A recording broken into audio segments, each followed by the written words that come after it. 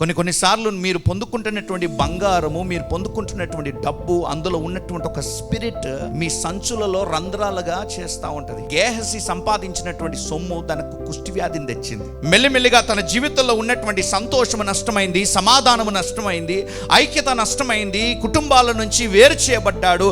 తన జీవితము అభిషేకముతో నింపబడాల్సింది పోయి కుష్టి వ్యాధిగా శివరము వెలుపలకేసుకున్నాడు. ఆ పరిస్థితి మనకు రాకూడదు. ఈరోజు మనం అనుకుంటాం కావచ్చు, రాజకీయ నాయకులతో మేము తిరిగితే మేము లబ్ధి పొందుతాం, పనాలతో ఉంటే మేము లబ్ధి పొందుతాం. ఈరోజు నువ్వు మనం ఆశపడే లబ్ధి ఏంటనంటే పరలోకంలో నుంచి వచ్చే ఆశీర్వాదాలు మాత్రమై ఉండాలి. దేవునికి ఇష్టం ఏది శాశ్వతం కాదు. ఈరోజు వెండి కన్నా బంగారం కంటే అతి శ్రేష్టమైనటువంటి జీవమును దేవుడు మనకి ఇచ్చాడు. దేవునికి ఇష్టం.